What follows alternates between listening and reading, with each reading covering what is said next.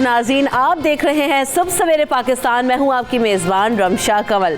सुबह का आगाज़ करेंगे अच्छी बात के साथ, और अच्छी बात यह है कि आपने अपनी सेहत का ख्याल रखना है, क्योंकि सेहत एक ऐसी चीज़ है जो कि अल्लाह ताला की अता करदा नेमत है, और कई नेमतें हमारे पास होती हैं। हमने कुछ दिन पहले भी कहा था कि हमें उन नेमतों पर शुक्रगुजार होना बहुत ज़्यादा ज़रूरी है। तो सेहत एक ऐसी नेमत है जिस पर एक तो हम शुक्र अदा नहीं करते कि अगर इंसान की अच्छी सेहत हो तो अच्छी सेहत का शुक्र अदा करना चाहिए, क्योंकि अगर इंसान सेहतमंद नहीं होगा तो हम अगर कितना ही पैसा खर्च लें, हम कितनी ही मेहनत कर लें, लेकिन जब तक सेहत अच्छी नहीं होती कोई चीज़ अच्छी नहीं लगती, आपको कोई काम करना अच्छा नहीं लगता। और फिर जो लोग बहुत ज़्यादा बीमारियों में मुब्तला हो जाते हैं, जो बहुत ज़्यादा परेशान हो जाते हैं अपनी बीमारियों की वजह से, वो लाख इलाज कराएं लेकिन अगर वो ठीक नहीं होते तो फिर उनकी जितनी भी उनके इर्द गिर्द दूसरी नेमतें वो उनको अवेल नहीं कर सकते। जैसे कि बहुत सारे हम देखते हैं कि शुगर पेशेंट्स हैं, बेचारों ने मिठाई बहुत पसंद होती है, मीठा बहुत पसंद होता है, लेकिन नहीं खा सकते। क्या करें? क्योंकि बीमार हैं, उनको ऐसी प्रॉब्लम है। बहुत सारे लोगों को हार्ट प्रॉब्लम्स होती हैं, कोलेस्ट्रॉल प्रॉब्लम्स होती हैं, तो बहुत सारी चीज़ें वो नहीं खा सकते। फ्रूट्स लोगों को स्किप करना पड़ते हैं, तो बहुत नेमतों से आप दूर हो जाते हैं। तो कोशिश यही करें कि अपनी लाइफ में बैलेंस रखें, अपनी सेहत का ख्याल रखें, ताकि आप ना सिर्फ एक नेमत जिसे अच्छे तरीके से अगर आप मेंटेन करेंगे तो उसकी वजह से आप कितनी नेमतें अल्लाह ताला की अता करदा अवेल कर सकते हैं। तो आपने अपनी सेहत का ख्याल रखना है, अपने घर वालों की सेहत का ख्याल रखना है, अपने इर्द गिर्द के लोगों का ख्याल रखना है कि अगर कोई भी बीमारी में मुब्तला है तो बाहर हाल सेल्फ मेडिकेशन से भी बचें, क्योंकि जिस तरह का आज मौसम है, मेरा खुद का गला इतना ज़्यादा ख़राब है, नज़ला हो रहा है, ज़ुकाम हो रहा है, लेकिन क्या होता है कि हम सेल्फ मेडिकेशन कर लेते हैं, क्योंकि जनाब हम सभी डॉक्टर्स हैं ना अपनी ज़ात में, तो उससे भी बहुत ज़्यादा बीमारियाँ बढ़ती हैं, कॉम्प्लिकेशंस बढ़ती हैं। तो ऐसा हमें नहीं करना है। अपनी सेहत का ख्याल रखते हुए प्रॉपर मेडिसिन लें, टाइम पे लें, और अपने आप को इस मौसम में कवर्ड अप करके रखें। मौसम की बात चूँकि मैंने कर ही दी है, तो ज़रा मौसम पर नज़र डाल लेते हैं कि कौन कौन से शहरों में कैसा कैसा मौसम है। सबसे पहले रुख करेंगे लाहौर का।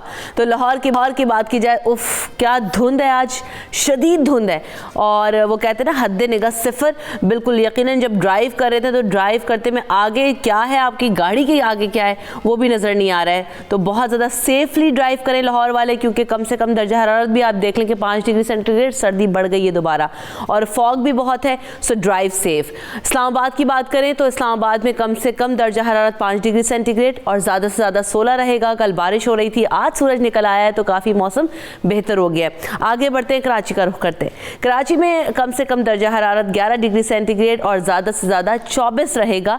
कराची में सर्दी की कमी जो है ना वो होती जा रही है, सर्दी कम होती जा रही है।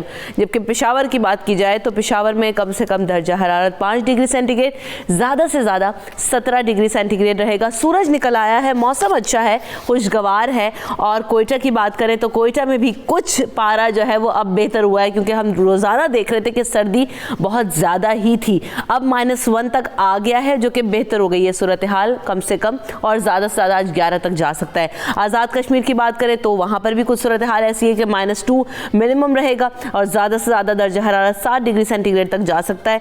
तो आपने मौसम का ख्याल रखना है, अपना ख्याल रखना है, अपनी सेहत का ख्याल रखना है, और हमारा शो पूरे तरीके से एंजॉय करना है, क्योंकि बहुत सारी दिलचस्प चीज़ें जो है वो आज हम आपके लिए ला रहे हैं। बड़ा इन्फॉर्मेटिव शो होने वाला है, तो आपने हमारे साथ मौजूद रहना है।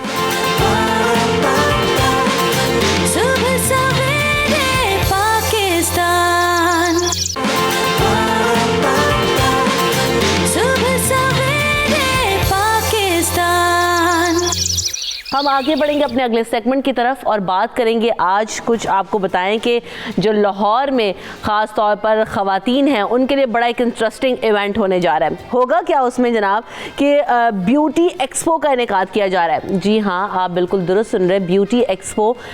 इससे पहले कोई ब्यूटी एक्सपो नहीं हुआ है। एक्सपो हर चीज़ का होता है, बहुत सारी चीज़ों की जाना हम देखते हैं कि बहुत सारे लोग इकट्ठा हो जाते हैं। हर तरह के प्रोफेशनल्स की अगर बात की जाए, हर तरह की सर्विसेज हमें मुख्तलिफ एक्सपोज में देखने को मिलती हैं। लेकिन ये ब्यूटी एक्सपो जो होने जा रहा है उसमें बड़ी सारी अट्रैक्शंस हैं आपके पास। मेकअप मास्टर क्लासेस होने जा रही हैं और ब्यूटी सेक्शन होगा जहाँ पर आपको कॉस्मेटिक्स मिलेगा, स्किन प्रोडक्ट्स मिलेंगी, आपकी जो स्किन हेल्थ है उसके हवाले से बात हो सकती है, टिप्स हो सकती है और आप अपने जो मुख्तलिफ ट्रीटमेंट्स हैं उनके बारे में इंफॉर्मेशन ले सकते हैं, वो करवा सकते हैं। और ये दुनिया जो बहुत सारे ब्यूटिशियंस हैं पाकिस्तान के वो आ रहे हैं यहाँ पर और वो उनके जो स्टॉल्स होंगे, उनके जो पार्टिसिपेशन होगी तो उनसे आप जो है वो कंसल्टेंसी ले सकते हैं। तो होगा क्या इवेंट में और क्या क्या एक्साइटमेंट हो सकती है ख़वातीन के लिए, क्योंकि मेकअप की बात हो और जो है वो स्किन रिलेटेड चीज़ें हो तो फिर ख़वातीन का इंटरेस्ट जो है वो डबल अप हो जाता है।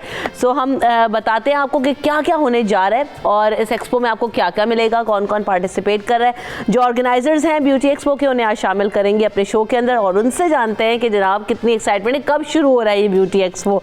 सो welcome to the show. Irfan Rafiq हमारे साथ मौजूद हैं और हिना सलमान मौजूद हैं। सबसे पहले तो हिना ये बताएं कि स्टार्ट कब हो रहा है ये ब्यूटी एक्सपो? ये इंशाल्लाह आपको 1 फरवरी से आपको ये मिलेगा और दिस वीकेंड। और ये वीकेंड इसलिए भी इम्पोर्टेंट है कि एकदम से शादियों का ज़ोर भी है साथ साथ, और बहुत से लोग एक जो बिल्कुल लाइफस्टाइल वाले लोग हैं उनको ये होता है कि आजकल क्या ट्रेंड चल रहा है मेकअप में। और मेकअप जिस तरह आपको पता है सोशल मीडिया में मेकअप बहुत ज़्यादा एकदम से इन हुआ है, लोग अपनी मास्टर क्लासेस सोशल मीडिया पे देते हैं, फेसबुक पे देते हैं, तो वी थॉट हम उन मास्टर क्लासेस को लाइव क्यों ना दिखाएं लोगों के लिए। और फिर लोगों में ये भी है कि वो देखना चाहते हैं, डिफरेंट ट्रेंड्स को फॉलो करना चाहते हैं कि अब इस साल क्या ट्रेंड आ रहा है, किस तरह का मेकअप आ रहा है, किस तरह का लोग हम अच्छा लगना चाहते हैं। तो आई थिंक जिस तरह बाकी एक्सपोज चलते हैं, फर्नीचर एक्सपो चल रहा है, वेडिंग एक्सपोज चल रहे हैं, तो this is the first time leather expo हो रहा है। This is the first time in Pakistan beauty expo जिसमें ब्यूटिशियंस और डायरेक्ट मासेस आपस में इंटरैक्ट करेंगे। सही, ज़बरदस्त। तो इरफान ये सिर्फ ख़वातीन के लिए अट्रैक्शन होगी या जो हमारे पास और लोगों के लिए भी इंटरेस्ट होगा, कुछ मर्द हज़रात के लिए भी इंतज़ाम है कि नहीं है? जी बिल्कुल, बेसिकली हमने इसमें फ़ीमेल और फैमिलीज़ को टारगेट किया है। सही है। जो ग्लोबली कॉन्सेप्ट है ब्यूटी एक्सपोज का वो काफ़ी पुराना है, जिसमें आप दुबई में देखें तो सबसे बड़ी जो ब्यूटी एक्सपो होती है दुबई में होती है, दुबई ब्यूटी एक्सपो। उसमें तकरीबन 1600 के करीब एग्जिबिटर्स होते हैं जो पार्टिसिपेट करते हैं और उसके अलावा ब्रांड टू ब्रांड और ब्रांड टू कंज्यूमर दोनों एरियाज़ को कनेक्ट करते हैं। उसके अंदर जो सबसे बड़ा एडवांटेज है वो ये होता है कि एक तो आपको जो लोकल मार्केट में नए ट्रेंड्स आ रहे हैं, जो नई प्रोडक्ट्स लॉन्च हो रही हैं उनकी इन्फॉर्मेशन मिल रही होती है। सेकेंडली आपको लाइव डेमोन्स्ट्रेशन मिल रही होती है। फिर आपकी ब्रांड टू ब्रांड कनेक्टिविटी होती है, डीलर्स डिस्ट्रीब्यूटर्स की, एंड यूज़र से, क्लाइंट से, सबसे कनेक्टिविटी हो रही होती है। और फोर्थ ये कि जितने भी आपके फ्यूचर के जो भी ट्रेंड्स हैं, जो फ्यूचर के ब्रांड्स हैं, जो नई अपकमिंग्स हैं, कोई ब्रांड की लॉन्च है, वो सारी वो यूजुअली कॉस्मेटिक्स की उसी के ऊपर करते हैं।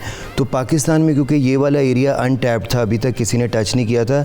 यहाँ पे जैसे हिना भाभी ने बताया कि बाकी सब डोमेन्स में काम हो रहा है, लेकिन ब्यूटी और हेल्थ को लेके किसी ने कोई एग्जीबिशन नहीं की थी। तो हमने ये इनिशिएट किया है। इसके अंदर हमारे साथ पाकिस्तान कॉस्मेटिक्स मैन्युफैक्चरर एसोसिएशन जो है वो कनेक्टेड है। हमने उनको साथ ऑन बोर्ड किया है। जितने भी डीलर्स हैं, डिस्ट्रीब्यूटर्स हैं और लोकल और इंटरनेशनल प्रोडक्ट के मेकर्स हैं वो सब इसमें ऑन बोर्ड हैं।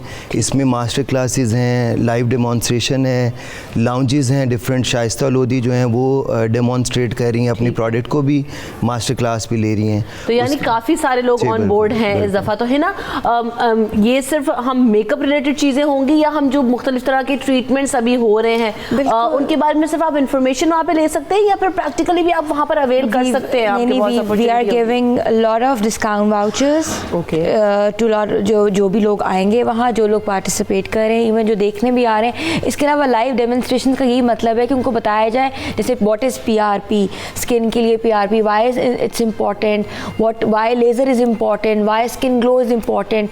उसमें बाकायदा प्रॉपर आपके इंक्लोजर्स बनाए जा रहे हैं जहाँ लोगों को डेमोन्स्ट्रेट किया जाएगा, जहाँ लोग आके देख सकते हैं, इवन ट्राई कर सकते हैं। और उसके बाद they can go to the जो आपके वहाँ स्टॉल्स हैं उनके पास जा सकते हैं, बाद में उनके जो आउटलेट्स बने हुए और बाद में अपने वाउचर्स के अवेल कर सकते हैं। इसी तरीके से मेकअप के ऊपर भी है, organic makeup is available, different brands are available. जो ब्रांड्स अनटच है, जिनको लोग सिर्फ जानते हैं कि अच्छा इनका नाम है। मेकअप हमारे पास बहुत अच्छे से आयशा साईं बहुत अच्छी मेकअप आर्टिस्ट हैं, one of the famous makeup artist on social media, जिनके बहुत ज़्यादा फॉलोअर्स हैं और जिनको लोग देखते हैं, जिनको रात को if you gonna tune in your Facebook तो रात को देख रही होती हैं, उनकी वो जो वॉच पार्टीज चल रही होती हैं फेसबुक पे।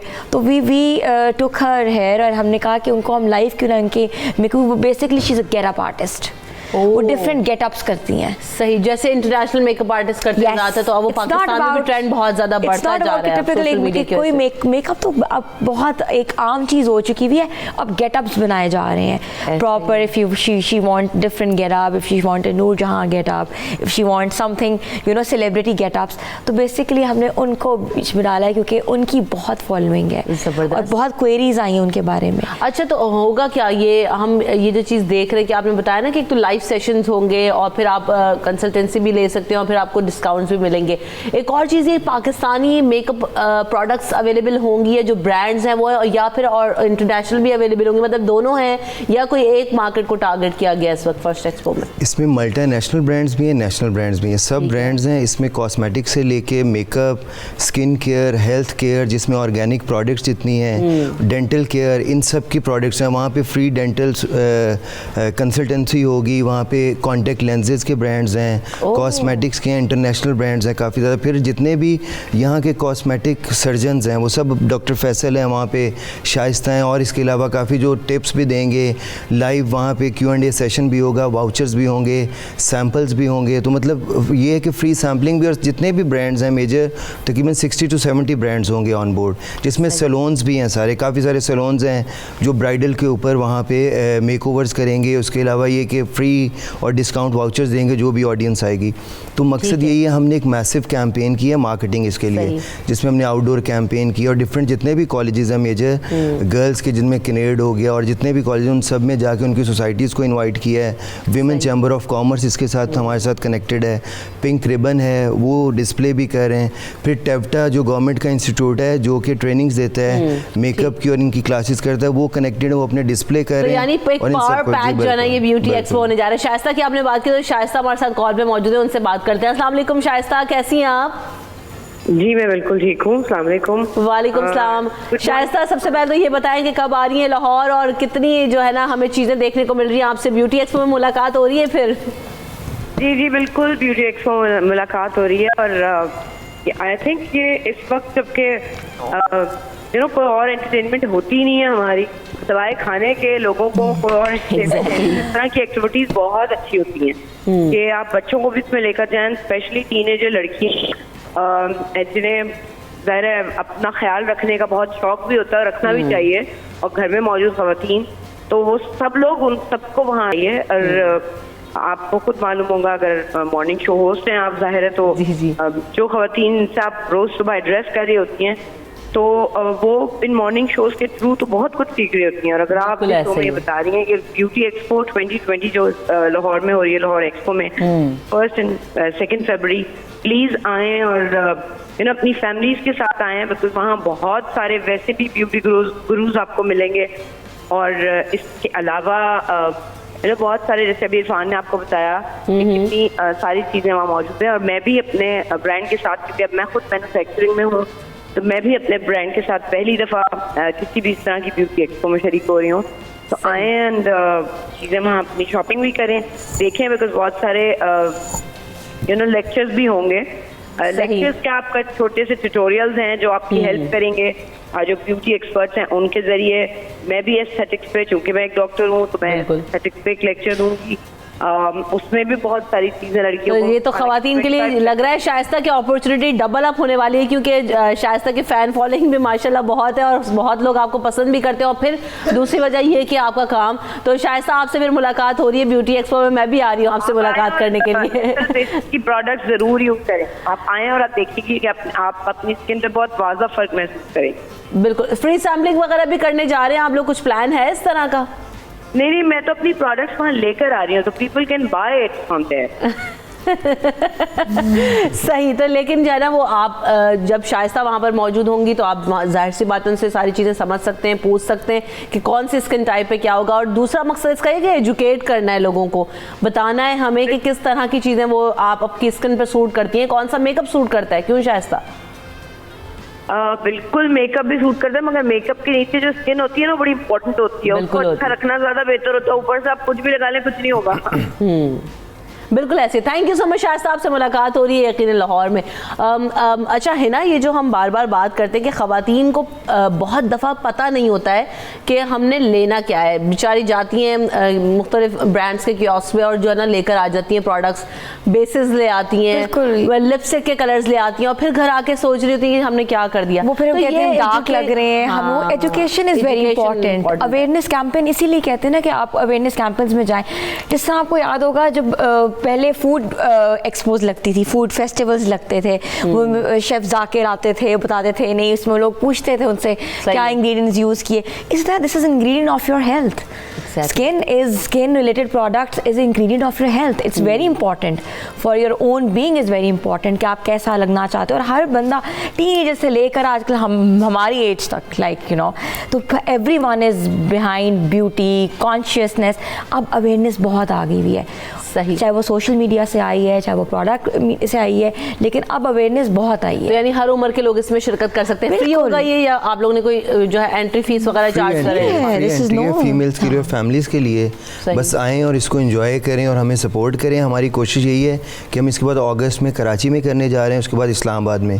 तो 1 साल की 3 एक्सपोज हमने प्लान की हुई हैं। अभी जब हमने इसकी इनिशियल डिजिटल पे कैंपेन की तो हमें डिफरेंट जो ब्रांड्स हैं चाइना से कईयों ने अप्रोच किया जो कि इनकी कॉस्मेटिक से रिलेटेड मशीनरी प्रोड्यूस कर रहे हैं। तो अभी तो हम इसको ब्रांड टू कंज्यूमर कर रहे हैं, लेकिन नेक्स्ट टाइम हम ब्रांड टू ब्रांड और ब्रांड टू कंज्यूमर दोनों के ऊपर वर्क करेंगे और इंशाल्लाह इससे भी बेहतर करेंगे। तो होपफुली लोग आएंगे तो एंजॉय करेंगे और एक अच्छी एंटरटेनमेंट चलें। और ये जहाँ पर हमें ये लग रहा है कि ये सिर्फ एक एंटरटेनमेंट है या यहाँ पर सिर्फ हमें लग रहा है ना कि ख़वातीन के लिए अट्रैक्शन है, ये बड़ी ज़बरदस्त बात है कि ना सिर्फ देखें ना कि आपका जो पाकिस्तानी ब्रांड्स हैं उनको एक्सपोजर मिलेगा, फिर इंटरनेशनल ब्रांड्स आएंगी, कंज्यूमर्स आएंगे और बहुत सारी चीज़ें होंगी। तो वो फिर आगे जाके इकोनॉमिकली भी पाकिस्तान के लिए बहुत सारी चीज़ें बेहतर हो सकती हैं और फिर एक रेवोल्यूशनरी जो है ना वो फेज़ भी आ सकता है ब्यूटी इंडस्ट्री के अंदर, जो कि हम देख रहे हैं कि खास से चेंजेस, जैसे भी हिना ने भी कहा कि सिर्फ मेकअप से बात बहुत आगे बढ़ चुकी है। So thank you so much Hina और इरफान, आप लोग आए, very best of luck for your event. और हम भी आ रहे हैं, आपने हमें इन्वाइट नहीं किया वैसे? नहीं, मैंने इन्वाइट दे दिया, आप जरूर आइए। आप ना भी करेंगे तो हम आएंगे देखने के लिए, क्योंकि इवेंट इतना कलरफुल होगा। तो थैंक यू सो मच आप दोनों का, और आप दोनों इसी तरह से काम करते रहे आगे और अच्छी अच्छी जो है ना वो एक्सपोज प्लान करें ब्यूटी से रिलेटेड, तो हम देखते रहेंगे।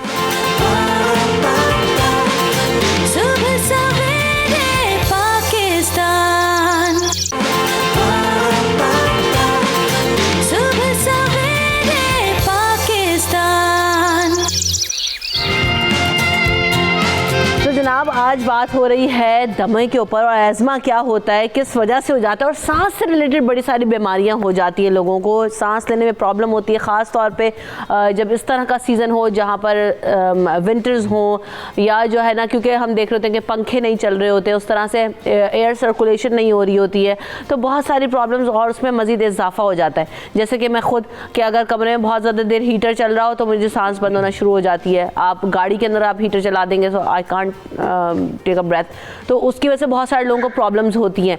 और सोते में बहुत सारे लोगों की सांस रुकती है, एकदम से उठ के बैठ जाते हैं कि सांस जो है ना वो नहीं आ रही है।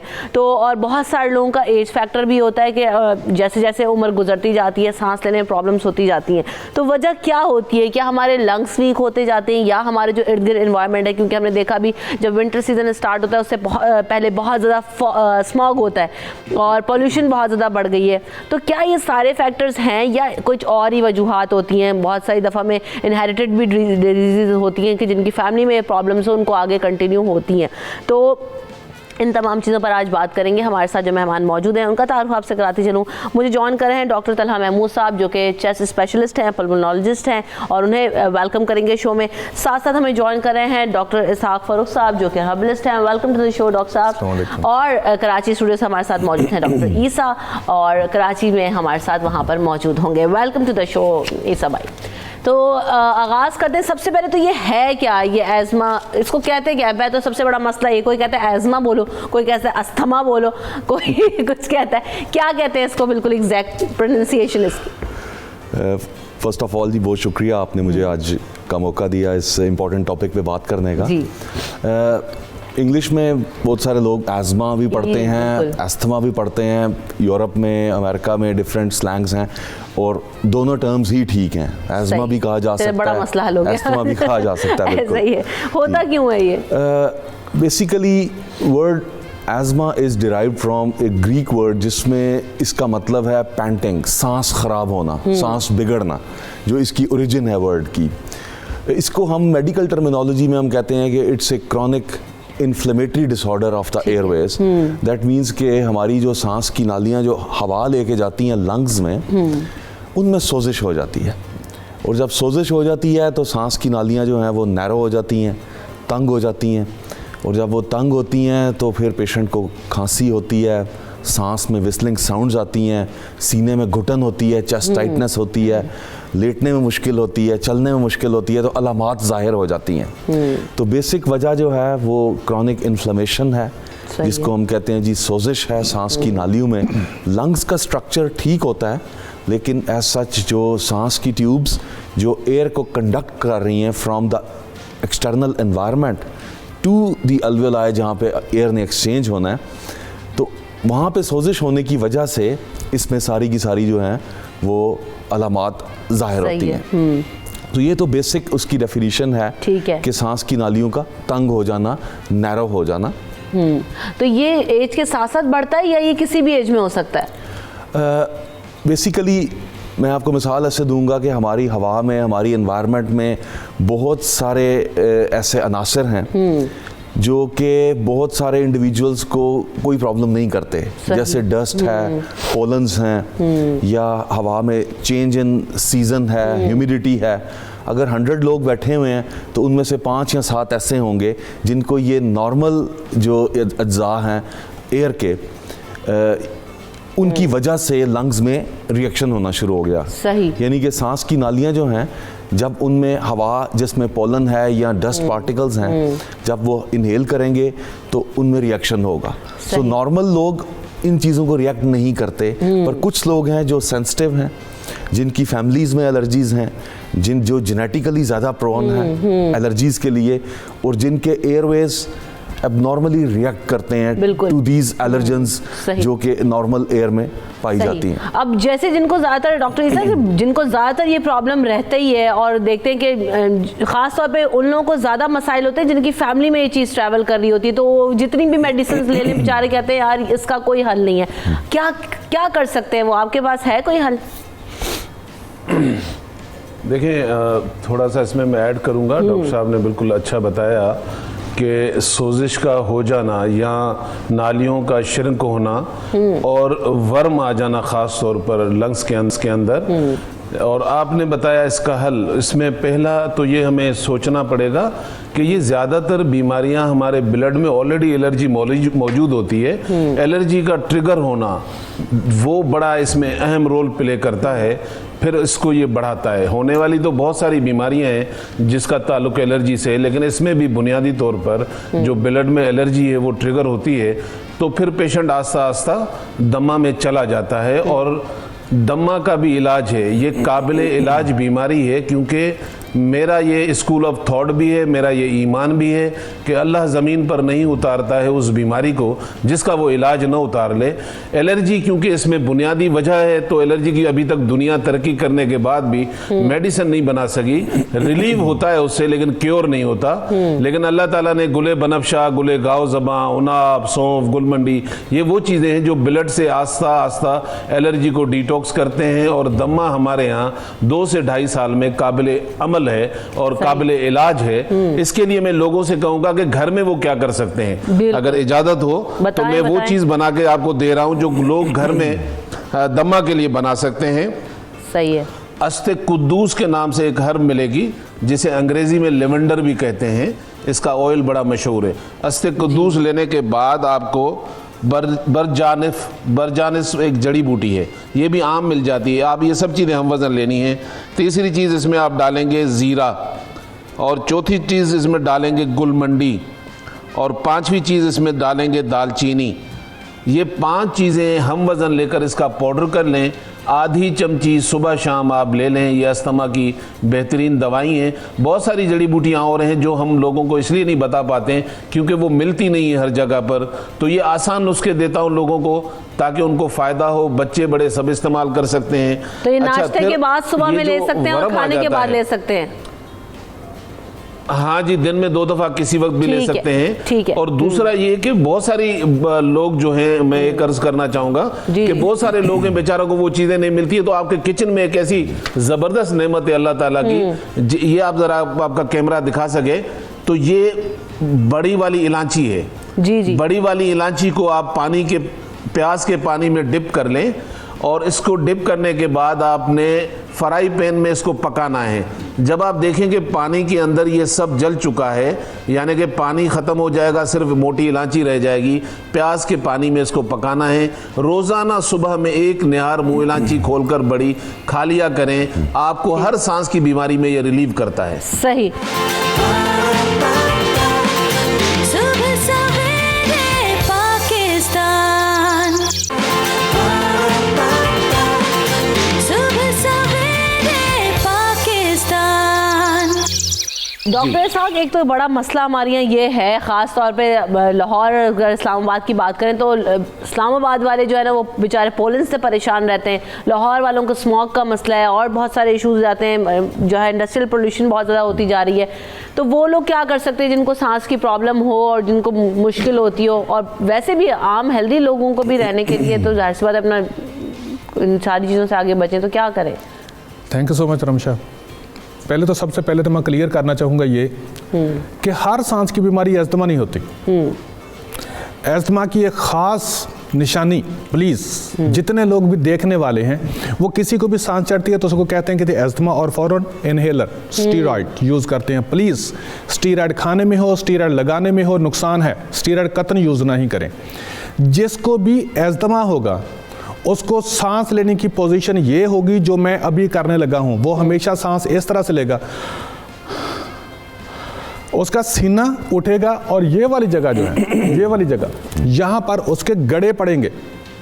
कभी भी वो सांस नॉर्मल हालत में नहीं ले सकता। जब वो इनहेलर लेता है उसकी बारों डायलेट हो जाती हैं, वहां पर उसके पैसेज मिल जाता है हवा को आने जाने का, वो इजीली सांस ले सकता है। ठीक है, होता क्या है, अस्थमा कतन किसी को नहीं होता। जैसे डॉक्टर साहब ने अभी बताया कि सबसे पहले उनको इन्फेक्शन होता है, इन्फेक्शन से सोजिश हो जाती है, सोजिश होने से वो पैसेज तंग हो जाता है, वहां पर सोजिश को ख़त्म करने के लिए अंदर बलगम पैदा होती है। सही। और हम गलत ट्रीटमेंट करते हैं।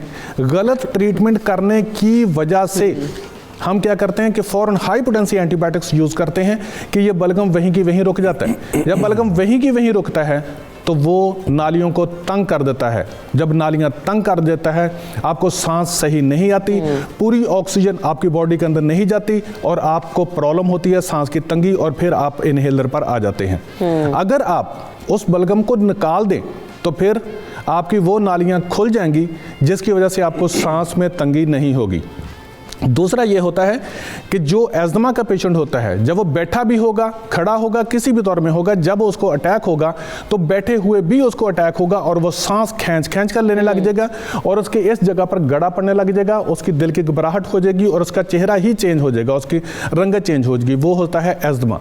लेकिन एक और होता है कि जब पेशेंट बैठा है तो उसको सांस नहीं होती, कुछ नहीं प्रॉब्लम होती, लेकिन जैसे ही उठकर चलने लगता है तो उसको प्रॉब्लम होती है। वो कार्डियक अस्थमा होता है, वो रियल अस्थमा नहीं होता, वो और होता है, उसकी ट्रीटमेंट और होती है।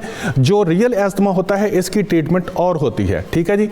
पहले मैं जो अभी आपको रेमेडी बताने लगा हूँ, क्लिनिकल प्रैक्टिस में अंदर अल्हम्दुलिल्लाह मैंने इसके बहुत अच्छे रिजल्ट देखे हैं, और अगर आप यूज़ करेंगे तो आप दुआएं देंगे। मैं ये उन लोगों के लिए बता रहा हूं कि जिनको रियल में अस्थमा है, कार्डियक अस्थमा की मैं बात नहीं कर रहा हूं, मैंने दोनों चीज़ों का अलग अलग इसलिए बताया कि आप सही तरीके से समझ सकें। सही है। आपने पहले 1 तोला मलट्ठी लेनी है, आम लोग आप जानते हैं, ये मलट्ठी लेनी है 1 तोला। पुटकंडा आपने लेना है 1 तोला। ये इस तरह से आपको मिलेगा, बिल्कुल जैसे सौंफ होती है इस तरह से करके मिलेगा पुटकंडा, ठीक है जी। ये 1 तोला ले लेना है आपने, ठीक। नौशादर 1 तोला लेना है। सही। सुहागा सफ़ेद, सुहागा सफ़ेद को पहले आपने ये करना कि इस तरह से आपको मिलेगा, ये डली की सूरत में मिलेगा। इसको किसी भी फ्राई पैन, साफ सुथरे बर्तन के अंदर आप डालकर आग पे रख दें, इसको पकता रहने दें। इसको पहले ये पानी आने लग जाएगा, इसके ऊपर पकते पकते ये अभी जो सॉलिड है वो ये बिल्कुल फूल की मानद हो जाएगा। तो ये इसको कहते हैं कि बरियां करना, सुहागा बरियां करना। फिर उसको बिल्कुल ऐसे करेंगे आप, ये पाउडर की सूरत में होगा। वो पाउडर जो है ना वो 1 तोला, ऐसी हालत में 1 तोला नहीं लेना। पाउडर जो है जिसको सुहागा बरियां कहते हैं, बरियां करके इसको डालना है, वो 1 तोला। ये 4 चीज़ें हैं, चारों चीज़ों को ग्राइंड कर लें, बारीक करके पीस के रख लें। 1000 mg का कैप्सूल बाजार से खाली आपको कैप्सूल मिल जाते हैं। 1 कैप्सूल इनको भर के रख ले, 1 कैप्सूल सुबह, दोपहर, शाम खाना शुरू कर दें। लेकिन चावल, बड़ा गोश्त, इस चीज़ से परहेज़ कीजिएगा। जब इसको कैप्सूल को खाना शुरू कर देंगे, होगा ये कि आपको खांसी आएगी और बलगम निकलेगी, परेशान नहीं होना। अंदर से जब तक आपका चेस्ट साफ नहीं होगी, अस्थमा खत्म नहीं हो सकता। ये प्योरीफाई कर देगा बेसिकली। कुछ कॉलर्स हमारे साथ मौजूद हैं। अस्सलाम वालेकुम असद। हेलो, अस्सलाम वालेकुम असद, आपको मेरी आवाज़ आ रही है? एक और कॉलर है हमारे साथ, यास्मीन। अस्सलाम वालेकुम। अस्सलाम वालेकुम, कैसी हैं वालेकुम आप? सलाम, बिल्कुल ठीक जी। यास्मीन, क्या सवाल है आपका? डॉक्टर ईसा से बात करनी है जी, सुन रहे हैं आपको, सवाल कीजिए। जरा पूछना है। पूछिए। मेरा ना बीपी बहुत हाई होता है, तो मैंने ये पूछना था कि ये कड़ी पत्ता जो यूज करते हैं, ये इसका कोई साइड इफेक्ट तो नहीं है, और क्या ये अगर कंटिन्यू कितनी देर तक कर सकते हैं इसको? ठीक है, एक और कॉलर हमारे साथ हैं, सऊद, उनका भी सवाल शामिल करते हैं। अस्सलाम वालेकुम सऊद। हेलो। अच्छा, सऊद अब चले गए, असद आ गए हैं वापस। अस्सलाम वालेकुम असद, कैसे हैं आप? क्या सवाल है आपका?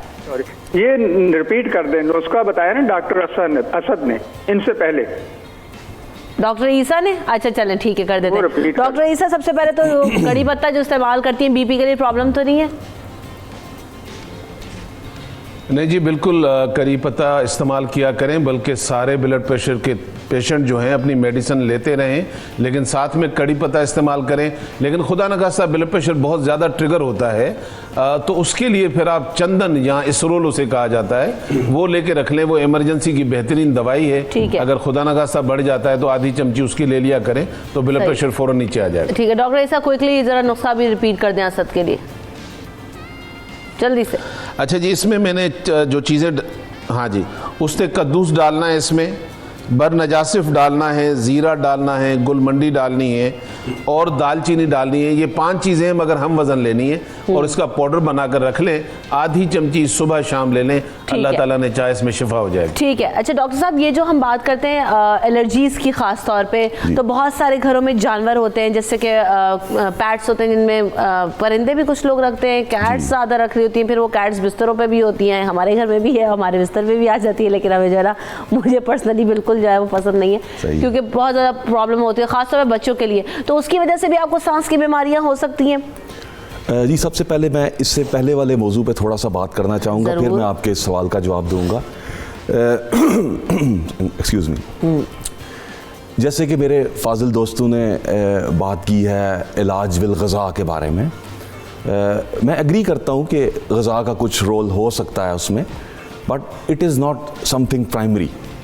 अपने व्यूअर्स को भी मैं यही कहना चाहूँगा कि बेसिक जो आपने जो अपना ट्रीटमेंट लेना है, जो आपके इनहेलर्स हैं, जो आपकी मेडिकेशन है, वो सबसे इम्पॉर्टेंट है। ठीक। बाकी जो आप ग़ज़ा में कोई चीज़ लेना चाहते हैं, सौंफ लेना चाहते हैं या मुलट्ठी है या कुछ और चीज़ें हैं, तो बिल्कुल ले सकते हैं, इसमें कोई हर्ज नहीं है, लेकिन इसको as a primary treatment consider ना करें। अच्छा, उसमें एक चीज़ होती भी यही है कि सब ज़्यादातर जो लोग हमारे साथ होते भी हैं, वो यही बात पहले कहते हैं, डॉक्टर ईसा भी और डॉक्टर साहब भी, कि जब आप बिल्किस आप अभी जब होती हैं, तो वो यही कहती हैं कि देखिए, आपने मिस कंसेप्शन में नहीं जाना, मिस अंडरस्टूड नहीं करना। वो जो डॉक्टर साहब भी बात कर रहे हैं कि आपने पहले आइडेंटिफाई करवाना है और फिर ट्रीटमेंट के साथ दीज कैन हेल्प। जी। ये बेहतर कर सकती हैं चीज़ें और आपका ट्रीटमेंट और अच्छे से हो सकता है, आप बिल्कुल रिकवर भी कर सकते हैं। बहुत सारे लोगों को ये हर्बल जो है मेडिसिन सूट करती हैं, एलोपैथी नहीं सूट करती, बहुत सारे लोगों को सिर्फ एलोपैथी सूट करती है। तो आपने ज़रा देखना है, चूज़ करना है, उसके अकॉर्डिंग जो है ना वो डिसीजन लेना है। आपके पास सवाल पे जरूर आऊँगे, लेकिन 2 कॉलर से पहले वो शामिल करते हैं। अस्सलाम वालेकुम शहबाज। वालेकुम सलाम जी, आपका टॉपिक बहुत अच्छा है। डॉक्टर तलहा से मैं ये पूछना चाहता हूँ कि स्मोकिंग लोग करते हैं, ये कितनी बड़ी रीजन है अस्थमे की, दमे की, और साथ में प्लीज काइंडली बाकी जो पैनल में लोग बैठे हैं उनसे भी मैं जानना चाहूंगा कि अगर आप स्मोकिंग करते हैं तो उसके असरात को कम करने के लिए साथ में कुछ चीजें ऐसी खा सकते हैं, कोई ऐसी खुराक है जो उसके असरात को कम करने में मदद दे सके? ठीक है, एक और कॉलर है हमारे साथ, सऊद। अस्सलाम वालेकुम। मैडम डॉक्टर ईसा साहब से बात करनी है, अच्छा से बात करूँ, मसूद है ना जी, सवाल कीजिए आप। ये डॉक्टर ईसा साहब से मेरा सवाल दिया कि मुझे आपकी आवाज़ नहीं समझ में आ रही, कनेक्शन में उनकी शायद प्रॉब्लम है। अच्छा, पहले तो ये जानवरों वाला और बिल्लियों वाला बता दें, फिर स्मोकिंग का भी बताएं कि कितना रोल हो सकता है। स्मोकिंग का रोल जो है वो बहुत ज़्यादा हो सकता है, ख़ास तौर पे ऐसे लोग जो आपके इर्द गिर्द बैठे हैं, सिगरेट का धुआं उन्हें बहुत ज़्यादा डैमेज कर सकता है। आम तौर पे लोगों में ये कॉन्सेप्ट है कि जी सिगरेट में निकोटीन होती है और निकोटीन लेने से उनको बड़ा बेहतर फील करते हैं। मैं आज ये बात बताना चाहूँगा और ये समझना बड़ा ज़रूरी है कि एक सिगरेट में 4,500 से ज़्यादा केमिकल्स पाए जाते हैं और इनमें बहुत सारे केमिकल्स ऐसे हैं जो कि कैंसर्स कर सकते हैं। सो स्मोकिंग के साथ हमारे तमाम के तमाम बॉडी के ऑर्गन्स अफेक्ट हो सकते हैं और इसके अंदर ना सिर्फ निकोटीन है बल्कि हज़ारों केमिकल्स हैं, कैंसर कॉजिंग सब्सटेंसेस हैं जिन्हें हम कार्सिनोजेंस कहते हैं। और सिगरेट छोड़ने का बेस्ट तरीका यही है कि इसे आप फौरी तौर पे छोड़ दिया जाए और इसके इफ़ेक्ट्स को काउंटर करने के लिए बेस्ट यही है कि आप स्मोकिंग ना करें, वर्जिश करें। एस्थमा में भी सिगरेट का रोल है, जो लोग स्मोक करते हैं उनमें एस्थमा होने का ज़्यादा चांस है। इसी तरह बच्चे जो उस घर में रह रहे हैं या बाकी जो लोग रह रहे हैं उनमें एस्थमा ट्रिगर हो सकता है। अगर किसी को ऑलरेडी एस्थमा है और वो स्मोक से एक्सपोज होता है तो उसमें अलामात जो है वो बहुत ज़्यादा वर्सन हो सकती है।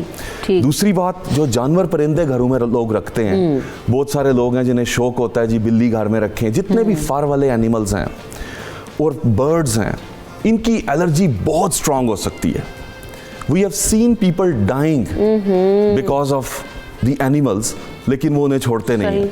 सही। ऐसे घर में जहाँ पे किसी को एलर्जी है या जहाँ पे कोई अस्थमा पेशेंट है, वहाँ पे हम सख्ती से मना करते हैं कि घर में कोई भी जानवर, परिंदे या इस किस्म की चीज़ ना रखी जाए। ठीक है। स्टार्ट में हमने बात की थी सेल्फ मेडिकेशन या जो ना खुद के ऊपर एक्सपेरिमेंट्स ना करें, आपकी जो सेहत है वो बहुत ज़्यादा कीमती है। हमें यहाँ पर ब्रेक लेना है, ब्रेक लेते हैं, ब्रेक के बाद दोबारा हाजिर होंगे, हमारे साथ रहिए।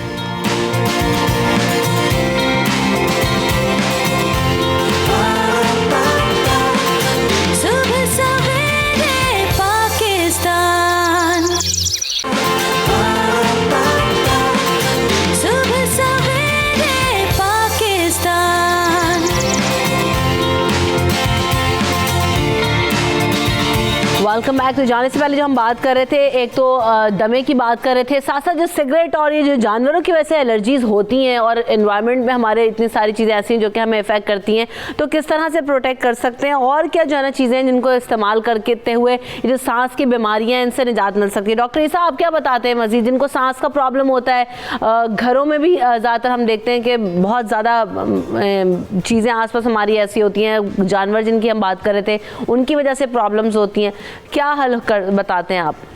जी जी जी बिल्कुल सही कहा है डॉक्टर साहब ने भी। और एक चीज़ जहन में रखिएगा, एलर्जी की कोई किस्में नहीं होती, एलर्जी एक होती है। अंदर अल्लाह ताला ने एक आदमी बिठाया हुआ है जिसका नाम एलर्जी है, उसकी मर्जी है वो जिस चीज़ से चिढ़ जाए। किसी का जानवर से ज़्यादा चिढ़ेगा, किसी का फ्रूट से चिढ़ जाता है, मतलब जिससे ट्रिगर होता है। अगर वो डस्ट से होता है तो डॉक्टर कहता है ये डस्ट एलर्जी है, पोलन से होता है तो कहता है पोलन एलर्जी है, अंडे से होता है तो बोला अंडे की एलर्जी। तो बेसिकली एलर्जी डिपेंड करता है कि किसकी किससे ट्रिगर होती है। ठीक है, ठीक है। अच्छा, इसमें धुएं का बड़ा किरदार है, हमारे एनवायरनमेंट का बड़ा किरदार है। और ये सिगरेट पीने वाले तो खास तौर पर हमारी सोसाइटी में आधे लोगों को मारने का जिम्मेदार ये बनते हैं, तो उनको अपनी सेहत का भी और सोसाइटी का भी ख्याल रखना चाहिए। और दूसरी चीज़ जो मैं ख़ास तौर पर इस सीज़न में जो हमारे बच्चे हैं, छोटे या बड़े जो भी हैं, उनको सर्दियों में अस्थमा ज़्यादा तंग करता है। और उसके लिए मैं आसान तरीका एक बता देता हूँ। ये सरसों का तेल मैंने आपके सामने रखा है। प्योर सरसों का तेल लेकर इसमें आपने आधी चमची काफूर डालना है और इसको अच्छी तरह पका लें। अच्छी तरह पकाने के बाद इसको बोतल में डाल लें। अब बच्चा या बड़ा ये सीने पर इसका मसाज करें और ठीक इसकी बैक साइड पर करें, तो ये इनहेलर की तरह काम करता है, आपको फ़ौरन रिलीफ देता है। और घर की चीज़ें हैं, आम तौर पर मिल भी जाती हैं, तो इससे भी उनको फ़ायदा होगा। लेकिन बुनियादी तौर पर एलर्जी को ब्लड से डिटॉक्स करने के लिए हमेशा मैं चंद चीज़ें बताता हूँ, आप उसको ज़हन में रखें। गुले बनफशा, गुले गाओ ज़बां, उनाब, सौंफ, गुलमंदी और मुलेठी, ये 6 चीज़ों का पाउडर बनाकर आधी चमची सुबह शाम हर आदमी खा सकता है। छोटे बच्चों को 1/4 टीस्पून सुबह शाम दें। एलर्जी जैसे जैसे ब्लड से आपका डिटॉक्स होना शुरू हो जाता है, तो एलर्जी से बनने वाली बीमारियां, चाहे वो दमा है, चाहे वो सोराइसिस है, एक्जिमा है, बहुत सारी और चीज़ें, आस्ता आस्ता अल्लाह ताला उनमें आपको रिलीफ देगा। डॉक्टर साहब, बहुत सारे बच्चों को सर्दियों में कंजेशन रहती है, जैसे कि मेरी अपनी औलाद बहुत ज़्यादा जो है ना वो इस तरह का जब सीज़न आता है ठंड में, तो सीना जकड़ जाता है बच्चों का, सांस लेने में रात को प्रॉब्लम होती है, ख़ास तौर पर नींद से उठ जाता है रात को। तो उसको भी यही करें कि आप ऑयल और काफूर लगाएं तो आप रिलीफ मिलेगा। जी बिल्कुल, ये इतनी ख़राब चीज़ है। अगर आप छोटे बच्चों को भी देखेंगे तो डार्क सर्कल पड़ जाते हैं, आइज़ के नीचे वो ब्लैक चीज़ें आना शुरू हो जाती हैं। ये सिवियर कंडीशन में काम करता है। इसके साथ अगर वो उनको जो मैंने 6 चीज़ें बताई हैं उनका सफूफ भी खिलाया जाए तो ये बहुत अच्छा रिलीवर है। इसमें कोई शक नहीं है कि इनहेलर जो है वो इमरजेंसी की मेडिसिन है, लेकिन ये नहीं कहा जा सकता कि साइड इफेक्ट नहीं, क्योंकि केमिकल है, बहरहाल उसके लॉन्ग टर्म्स में साइड इफेक्ट होते हैं। चल ठीक है, वो एज पर प्रिस्क्रिप्शन जैसे इस्तेमाल करने का बताएं, फिर उसी तरीके से करें। हर चीज़ की ज़्यादती जो है ना वो फिर नुकसान होता है। डॉक्टर सॉरी साग साहब, जब हम बात ये कर रहे हैं ज़्यादातर के जो सांस इन लोगों को लेने में प्रॉब्लम होती है, ख़ास तौर पे लंग्स में पेन होता है और जो है ना मुश्किल होती है, एनवायरनमेंट की वजह से भी प्रॉब्लम होती है, घरों में जिनके जानवर हों, स्मोक करते हों लोग, क्या करें फिर? और मज़ीद होता ये है रमशा के जैसे आपने अभी बताया कि बच्चों को रात के टाइम पर सांस लेने में प्रॉब्लम होती है। सभी के बच्चे होते हैं, अपने बच्चे हैं, आप उनके नाक को खोल कर देखें, चेक करें, आपको मोस्टली तौर पर वहाँ पर जिसको आम तौर पर कहते हैं कि दूध बने हुए हैं या एक्स्ट्रा गोश्त बना हुआ है, वहाँ पर पैसेज उनका तंग होगा। चेक कीजिएगा, ठीक है जी। उनके टॉन्सिल्स भी बनते हैं। जब एक बच्चा रात के टाइम पर सोता है तो जब उसको ऑक्सीजन कम जाती है, सांस कम जाता है, तो उस वक्त वो उठ भी जाता है, परेशान भी होता है। ऐसे ही है। जब तक आप उसके उस जो दूध बने हुए हैं वहाँ पर, जब गोश्त बड़ा हुआ वहाँ पर, जो भी आप सादा ज़ुबान में कहते हैं, समझाने के लिए बता रहा हूँ कि जब तक उसको ट्रीट नहीं करेंगे उसका सांस आसान नहीं होगा, वरना फिर वही होगा, ड्रॉपर यूज़ करेंगे वो ठीक होगा। उसके लिए आपको जिनके गोश्त बड़ा हुआ तो उसके लिए एक आसान सी रेमेडी बता देता हूँ आपको। नीम लेनी है, नीम के पत्ते आजमाइएगा। कोई चीज़ मैं ऐसी नहीं बताता हूँ जिसको मेरे क्लिनिकल एक्सपीरियंस में नहीं होती। नीम के पत्ते लें, नीम के पत्तों का पानी निकाल लें या उसका अर्क निकाल लें। अगर 50 ग्राम के करीब नीम के पत्तों का पानी है तो उसके अंदर 2 माशा फटकड़ी ब्रीक करके आपने उसके अंदर डाल देनी और मिक्स कर देनी। रात के टाइम पर एक एक कतरा दोनों कानों नाक में डालें। इंशाअल्लाह ताला जी 15 दिन के बाद आप देखिएगा कि कितना रिजल्ट है। 1 महीने के अंदर बड़े बड़े वो नाक जिनके बंद हुए थे वो भी ख़त्म हो जाते हैं और ठीक हो जाता है। दूसरा यह है कि एलर्जी की बात कर रहे हैं तो एलर्जी मुझे एक चीज़ का होता है कि ठीक है, डॉक्टर साहब ने बताया माशाल्लाह बहुत ज़बरदस्त है। बहुत से लोगों का नाक के अंदर सोजिश होती है, जब तक उनकी वहाँ से इरिटेशन और स्वेलिंग ख़त्म नहीं होगी, एलर्जी कहाँ से ख़त्म हो सकती है? क्या हम पाकिस्तान से बाहर चले जाएंगे?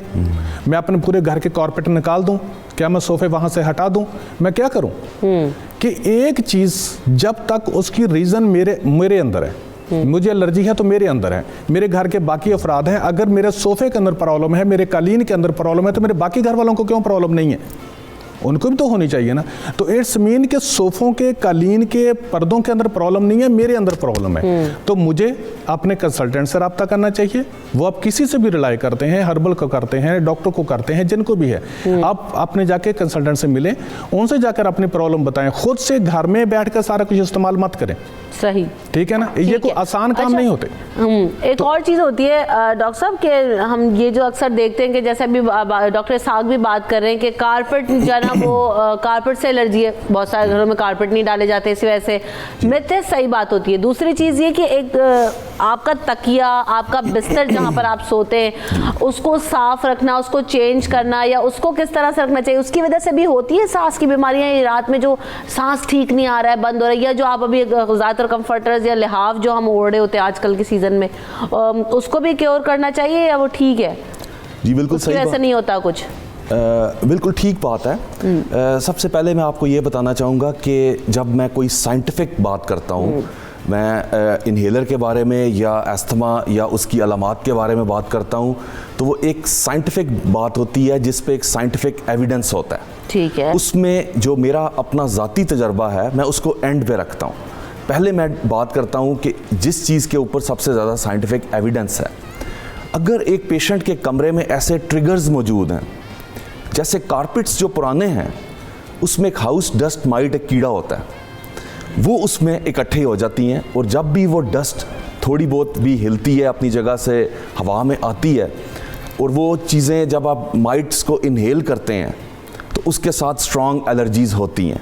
इसलिए अक्सर अस्थमा पेशेंट्स में रात को अलामात होती हैं, क्योंकि रात को अपने बेड में होते हैं, अपने कमरे में होते हैं। अगर कारपेट्स बहुत पुरानी हैं, उनमें डस्ट बहुत ज़्यादा एक्यूमुलेट हो चुकी है, कारपेट्स के अलावा पर्दे हैं, बेडिंग्स हैं, और अगर हाइजीन अच्छी नहीं है कमरे की, वेंटिलेशन अच्छी नहीं है, तो हम इन्हें कहते हैं जी इनडोर एलर्जेंस, कि ऐसे एलर्जेंस जो कमरों के अंदर मौजूद हैं, जो कमरों के अंदर मोहल्लिक हैं, तो ये ट्रिगर कर सकती हैं चीज़ें। सही। ऐसी सूरत में अच्छा, मुझे यहाँ पर ये भी बताएं कि ये जो पुराने एक तो वैक्यूम अगर उनके ऊपर लगाते हैं या जो है ना झाड़ू लगाते हैं बहुत सारे लोग, तो उससे वो निकल जाती है डस्ट, क्योंकि ये कहा जाता है कि चलो झाड़ू से इतना क्लीन नहीं होता, लेकिन वैक्यूम तो सारा जो है वो सक कर लेता है जितना भी डस्ट पार्टिकल्स होते हैं। और सेकेंडली ये दोनों में बताइएगा डिफरेंस क्या होता है। और दूसरी बात ये कि क्या कहते हैं, भूल गई बिल्कुल ठीक है, इट डिपेंड्स कि आपकी कारपेट किस किस्म की है, कितनी वो थिक है, और उसमें से कितनी डस्ट जो है वो वैक्यूम क्लीनर उसको निकाल सकता है। धूप जिनके कमरों में आती है, जी जी,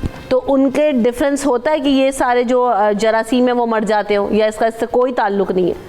देखें, ये पहली बात है कि ये टोटल इन्फेक्शन नहीं है, ये जरासीम नहीं है। धूप इज़ वेरी गुड, सही है, धूप प्रोटेक्टिव है, अल्ट्रा वायलेट लाइट प्रोटेक्टिव है, उससे जर्म्स किल होते हैं। लेकिन जो एलर्जेंस हैं, जो हवा में मौलिक हैं और डस्ट पार्टिकल्स हैं, पोलन्स हैं या स्मोक पार्टिकल्स हैं, ये ऐसी चीज़ें हैं जो कि उससे क्लियर अप यूजुअली नहीं होती। कमरे की वेंटिलेशन इंपॉर्टेंट है, डिपेंड करता है आप किस एरिया में रह रहे हैं। अगर आपके आसपास बहुत ज़्यादा डस्ट पाई जाती है और वो आपको ट्रिगर कर रही है, तो आपको ऐसी सूरत में प्रिकॉशनरी मेजर्स लेने चाहिए। आप विंडोज़ क्लोज रखें, अपने मास्क पहने, बाहर अगर पोल्यूशन ज़्यादा है उसमें निकलते वक्त भी आप मुंह को ढांपें, कपड़े से ढांपें। तो ये ऐसी चीज़ें हैं जिसमें आप कुछ चीज़ें प्रिवेंट कर सकते हैं। बट सबसे इम्पॉर्टेंट चीज़ ये है कि कुछ डिजीज़ हैं जो क्योरेबल हैं। सही। जैसे गला ख़राब हुआ, आपने 5 दिन दवा ली, गला ठीक हो गया, क्योर हो गया। कुछ डिजीज़ हैं जो क्योरेबल नहीं होती, जिनको हम कहते हैं दे आर ट्रीटेबल। बिल्कुल। और मेडिकल साइंस ने इंसान की ज़िंदगी को कम से कम 30-35 साल एक्स्ट्रा दिए हैं, ठीक है, because of the treatment, because of the control on these diseases. ठीक। इसलिए अस्थमा का बारे में भी यही बात है कि ये क्योरेबल यूजुअली नहीं होता in most of the situations, और ट्रीटेबल डिजीज़ है। अगर आप इसको अच्छा ट्रीट कर रहे हैं, आप एक नॉर्मल अमाउंट में जितनी प्रिस्क्राइब्ड मेडिकेशन है आप ले रहे हैं और आपका कंट्रोल अचीव हो रहा है, तो you can live a normal life. बिल्कुल, लेकिन खास लाइफस्टाइल भी आपको अक्सर जो है ना चेंज करने की जरूरत है। अगर आपके घर में कोई ऐसे पेशेंट्स हैं डॉक्टर, इससे तो हम जो अक्सर कहते हैं ना कि जनाब आप अपनी लाइफ में चेंज लिया, ज़रूरी नहीं है कि जो ना आपने वही रखना है। क्या मैसेज देंगे, क्या चेंजेस जो है वो हो सकते हैं? नहीं, बिल्कुल ये बात बिल्कुल डॉक्टर साहब ने सही कही है कि ये कारपेट, मसला कारपेट का नहीं है, मसला घर में तो और भी अफराद है, सबको तो नहीं हो रहा है। लेकिन अगर एक फर्द जो है वो उसकी डस्ट से ट्रिगर होता है एलर्जी, तो फिर उसको केयर करनी पड़ेगी। इसी तरह एनिमल्स हैं। बल्कि मैं यहाँ तक बताऊँ कि हमने पेशेंट में ये तक देखा है कि वो हमारी एक बच्ची पेशेंट है, वो बिस्तरे में जाती है जैसे रात को सोने के लिए, पूरी बॉडी उसकी जो है ना वो एलर्जी होना और खांसी होना और उसको अस्थमा का ट्रिगर होना, तो हमने उसकी बेड की शीट कॉटन की चेंज करा दी, यानी कि वो रेशम की थी, उस वजह से होता था। तो ये एक हकीकत है, तो उसकी हमें केयर करनी चाहिए, लेकिन बेसिकली फोकस जो है वो पेशेंट का ट्रीटमेंट होना चाहिए। ठीक है, और ट्रीटमेंट बिल्कुल ऐसे जहां से भी वो कर रहा है, अल्लाह ताला उसको फायदा दे। किस तरह से कंक्लूड करते हैं जी? मैं तो ये कहता हूँ कि सेल्फ ट्रीटमेंट नहीं करें, बेशक आप हर्बल ट्रीटमेंट कराएं या एलोपैथिक ट्रीटमेंट कराएं, लेकिन अपने कंसल्टेंट की राय से खामखा घर में बैठकर चीज़ें इस्तेमाल ना करें, नुकसान देती हैं। ठीक है, बहुत शुक्रिया अपने तीनों मेहमानों का। और ये सबसे अहम बात यही है कि एक तो यही कि जो अभी बात हम कर रहे थे कि प्रॉपर ट्रीटमेंट होना ज़रूरी है ताकि आपको आइडेंटिफाई हो और डॉक्टर के पास जाएं, कंसल्टेंसी लें। और सेकंड ये कि अपने इर्द गिर्द के माहौल को साफ़ सुथरा रखें। सबसे सारी बीमारियों की जड़ जो है ना वो गंदगी होती है। जब आप अपने आप को साफ़ सुथरा नहीं रखेंगे, अपने इर्द गिर्द साफ़ चीज़ें नहीं रखेंगे, तो फिर या हम अपने मुल्क को साफ़ नहीं रखेंगे तो ये बीमारियाँ और ज़्यादा बढ़ती जाएंगी। अपने तीनों मेहमानों का बहुत शुक्रिया। सुबह सवेरे पाकिस्तान, सुबह सवेरे पाकिस्तान। जी जनाब, तो अब हम बात करेंगे वसवसे और वहम के हवाले से, और ये जो सारी थॉट्स हैं ये क्या हैं और क्यों आ जाती हैं, इन तमाम चीज़ों पर बात करेंगे। मेहमान हमारे साथ मौजूद हैं, वजिया ज़फ़र साहब हमें ज्वाइन करी हैं जो कि माहिर नफ्सियात हैं। साथ साथ हमारे साथ डॉक्टर मुजाहिद अहमद होंगे और साथ साथ हमारे साथ सायरा इफ्तिखार मौजूद है। सॉरी, इस्लामाबाद से हमारे साथ वजिया ज़फ़र मौजूद हैं। So welcome to the show all of you. और सबसे पहले तो हम ये जानना चाहेंगे डॉक्टर साहब कि वसवसा, वहम, गुमान, ये जो सारी चीज़ें हैं इनमें फ़र्क है कुछ, ये सब एक ही कैटेगरी में फॉल करती है? बिस्मिल्लाहिर्रहमानिर्रहीम। वसवसा जो है ये असल में अरबी ज़बान का लफ्ज़ है और इसका मतलब है धीमी आवाज़। ठीक है। और अगर आप इसको इस्तिलाह में देखें तो इसका मतलब है बुरी सोच। सही। और ऐसी सोच जो शैतान की तरफ से दिल में डाली जाती है। सही। कुरान करीम में भी पनाह मांगी गई है ऐसी सोचों से और ऐसे वसवसों से जो शैतान की तरफ से डाले जाते हैं। हज़रत उमर बिन अब्दुल अज़ीज़ कहते हैं कि एक दफ़ा किसी अल्लाह ताला के नेक बंदे थे, उन्होंने ये चाहा कि मैं देखूं कि शैतान इंसान को किस तरह गुमराह करता है और वसवसा डालता है। तो उनकी दुआ कबूल हुई। अल्लाह ताला ने उनको दिखाया कि एक इंसान है जिसके आर पार सब कुछ नज़र आ रहा है और जो शैतान है वो मेंढक की शक्ल में उसके कंधे पे बैठा हुआ है। सही। और उसकी बहुत लंबी ज़बान है और वो दिल पे ज़बान को लगा रहा है, तो इंसान के जहन में बुरे ख्यालात आ रहे हैं और जैसे ही वो अल्लाह का जिक्र करता है तो वो ज़ुबान अपनी हटा लेता है और वो पीछे हट जाता है। तो वसवसा बहुत बुरी चीज़ है इस हवाले से कि अगर आप इस पे मज़ीद सोचना शुरू कर दें, ये वो चीज़ है सांप की तरह कि अगर आप सांप को पकड़ के बाहर फेंकने जाएंगे तो आपको डस लेगा। या ये जिस तरह आप इसकी मिसाल दूसरी यूँ समझिए कि जिस तरह हम सांस लेते हैं, सांस अंदर बाहर आ जा रहा है, अगर हम इसको अंदर रोक लें तो मौत भी वाक़ई हो सकती है। इसी तरह वसवसे को अगर हम अंदर रोक लेंगे, मज़ीद उस पर गौर व फिक्र शुरू कर देंगे तो इससे हमारी जो है ईमानी मौत ख़ास तौर पे वाक़ई हो सकती है और बहुत हम सुस्ती और कायली का शिकार हो सकते हैं और इसके बहुत से नुकसान। बिल्कुल। वजिया हमारे साथ मौजूद है। वजिया, क्या होता है ये ब्रेन गेम है सारा, ये हमारी थॉट्स के ऊपर मैटर करता है या जो है ना क्या कहते हैं ये हमारे साथ हम इतना सोच लेते हैं, हम जैसे डॉक्टर साहब बात करें ना कि वसवसे को निकालें, अपने अंदर से निकाल नहीं पाते। वजिया को कुछ मिनट के बाद शामिल करेंगे, कुछ टेक्निकल हम देख रहे हैं। सायरा, हम जब ये बात करते हैं कि हम अक्सर अपने आसपास लोगों को जब देखते हैं, ख़ासतौर पर सोसाइटी में लोगों को, तो सोच लेते हैं किसी के बारे में या दिमाग में ख्याल आ गया, उसकी वजह से वो इतना स्ट्रॉन्ग हो जाता है कि वो हमारे अंदर, हम उसको समझते हैं कि जनाब यही हकीकत है। किस तरह देखती हैं इन सारी चीज़ों को आप अपने इर्द गिर्द जब देख रहे होते हैं हम लोगों को कि शिकार हैं इसका लोग, या हमें सिर्फ लगता है कि ऐसा है? नहीं, ऐसा बिल्कुल है। और ये सिर्फ हमारी यहाँ सब कॉन्टिनेंट या इंडिया पाकिस्तान की सोसाइटी में नहीं, बड़ी बड़ी पढ़ी लिखी कौमें जो हैं वो तवाहम परस्ती का शिकार है। मैं कल एक बड़ी इंटरेस्टिंग, क्योंकि आपके प्रोग्राम में आना था तो मैं कुछ देख रही थी, तो बड़ी इंटरेस्टिंग स्टडी मेरे सामने आई कि 1918 से लेके 1940 तक, right after first world war और जब सेकेंड वर्ल्ड वॉर हो रही थी और वो सब कुछ, तो जर्मनी को जब इकोनॉमिक थ्रेट था उसने अपनी सारी इकोनॉमिक पॉलिसी फॉर्मुलेट की बेस्ड ऑन तवहमात। अच्छा। यानी कि इतना ज़्यादा वो सुपरस्टिशन चीज़ों के अंदर वो चले गए कि उसको उन्होंने बिलीव समझना शुरू कर दिया। पूरे के पूरे मुल्क की जो इकोनॉमी है वो उन्होंने सुपरस्टिशंस के ऊपर बेस करके रखी। लेकिन जैसे अभी सर ने फरमाया कि इस चीज़ की गुंजाइश हमारे मज़हब में बिल्कुल नहीं है। मेरे ख्याल में जितने भी आसमानी सहीफ़े उतरे हैं, चारों जो मज़ाहिब हैं, किसी में भी मज़हब की इस मज़हब में इसकी गुंजाइश नहीं है वहम की। ये वो थॉट्स होती हैं, शायद हम सोचते हैं कि कुछ सुपर नेचुरल एलिमेंट्स हैं और हम अपने माइंड से उसको किसी तरह से ओवरकम कर लें। इसका हकीकत से कोई ताल्लुक होता नहीं है।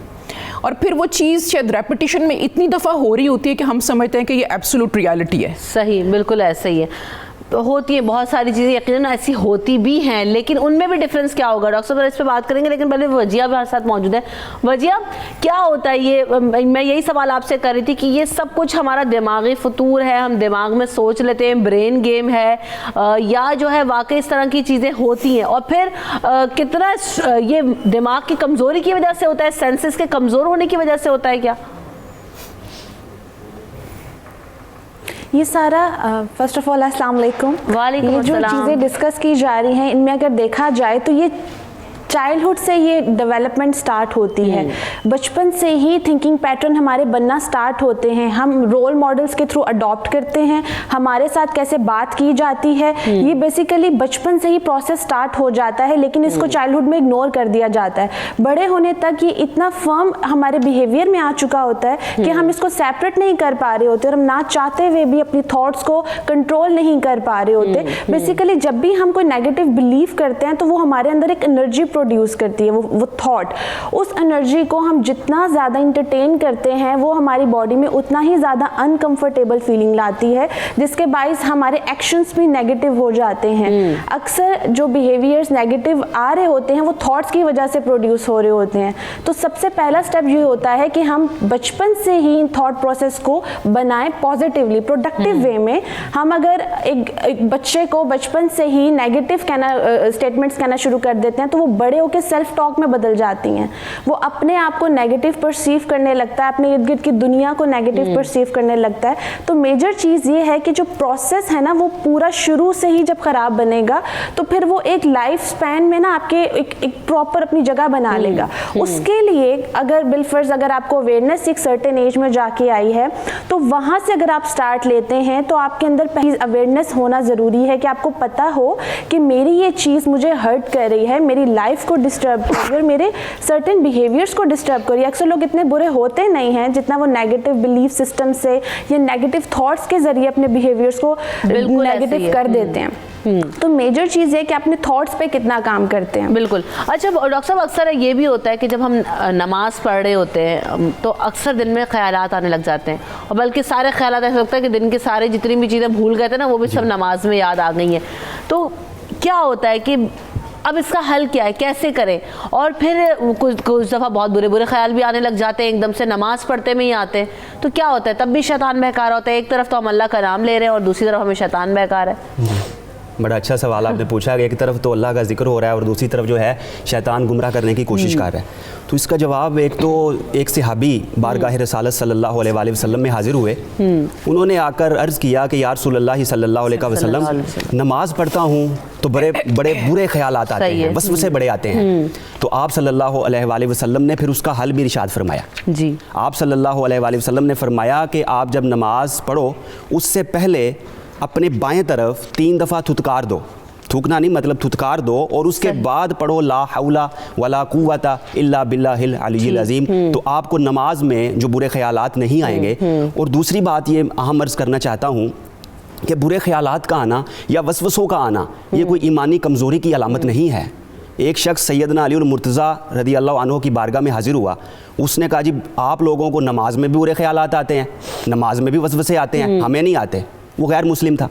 तो आप रज़ी अल्लाह अन्हु इसको मिसाल दी। आपने फरमाया, डाकू और चोर कहाँ जाते हैं? जहाँ ख़जाना होता है।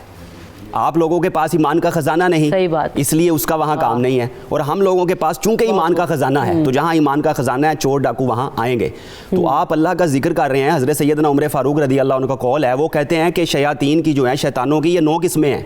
उसमें से एक पूरी किस्म है, पूरा ग्रुप है जो नमाज में वसवसे डालता है और मस्जिद में होता है, उसको खिंजब कहते हैं। एक पूरा शैतान का ग्रोह है जो वुज़ू के अंदर वसवसे पैदा करता है। उसको बलहान कहते हैं कि वज़ू ये आपका खुश्क उज़्व ना रह गया हो, ये आपने नहीं धोया, उसी में लगाए रखता है और बाज़ का जो है नमाज का वक्त गुजर जाता है। और बाज़ तहारत के हवाले से गुस्ल में ये चीज़ खुश्क न रह गई हो, ये उज़्व धोया नहीं धोया, दोबारा धो लें, मतलब इसी में इंसान को जो है वो गुमराह किए रखता है और इसी में जो है उसका वक्त लगाए रखता है ताकि उसकी जो है वो तवज्जो है और तरफ हो जाए और वो जो असल काम करना चाहता है वो ना करे, मतलब परेशान करता है। आप पढ़ते पढ़ते आपका ध्यान अगर जरा से भी उधर आप भूल जाते कि मैंने ये रकात पढ़ी थी कि मैंने नहीं पढ़ी थी, होता है ना अक्सर ऐसा। तो ये भी मेरे ख्याल से वसवसा ही हुआ फिर एक तरह ये भी वसवसा है, उसका हल बताया गया। अगर तो ये पहली दफ़ा हुआ तो आप नमाज जो है नए सिरे से पढ़ लें, और अगर बार बार होता है तो इसका मतलब है ये वसवसा है और शैतान की तरफ से, शैतान आपको गुमराह करने की कोशिश में है। लिहाजा अगर वो कह रहा है कि जी आपने 3 नहीं 2 पढ़ी हैं,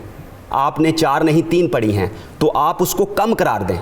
मतलब वो कह रहा है ना 2 पढ़ी हैं, 3 नहीं 2 पढ़ी हैं, तो आप उसको 2 करार दें, क्योंकि जाहिर है इंसान भी सोचेगा कि मैंने कितनी पढ़ी है। तो अगर तो उसका गालिब गुमान किसी चीज़ पे हो जाता है तो वो उतना ही करार दे। अगर शक में मुब्तला है, 3 हैं 2 हैं, तो उसको 2 करार देगा और अपनी रखते उसी हिसाब से पूरी करेगा और आखिर में जो है वो सजदा साहब कर लेगा।